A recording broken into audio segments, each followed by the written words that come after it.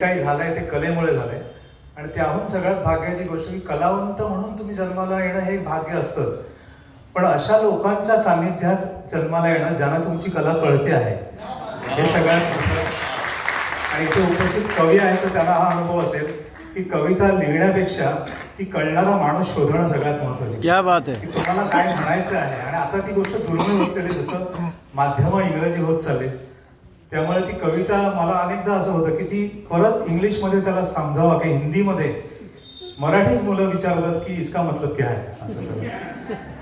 तर दुसरे यांचे सगळ्यांचे आभार मुळात, कारण पाठीवर थाप मारण्याची वृत्ती ही जी आहे आजकाल दुर्मिळ होत चालली. पुरस्कार देतो काय, मला लहानपणी आठवतं की मी आजोबांसोबत किंवा वडिलांसोबत ते घरी आमच्या ज्ञानेश्वरी वाचायचे.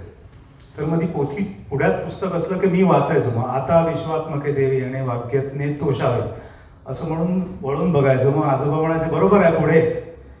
मग ते बरं जे कळाचे व्यंकटेशांवर बरोबर आहे पुढे चल. तर मला पुरस्कार देणारी माणसं ही त्यांच्यासारखी वाटतात की तुझी वाटचाल बरोबर आहे आता पुढे चल. तर त्यामुळे साहित्यदीप प्रकाशन आणि सर्व मंडळी त्यांचे मनापासून आभार मानतो की तुम्ही आणि तुमच्याकडनं हा वसा मी घेऊन जातो. जिथे जिथे मला पुरस्कार मिळतो हा वसा मी नेतो की जो काहीतरी करतोय माझ्यापेक्षा लहान असेल त्याचं कौतुक करून त्याला बरोबर आहेस पुढे चल ही म्हणण्याची वृत्ती जी आहे ती माझ्याकडे यावी. तर मनापासून आभार.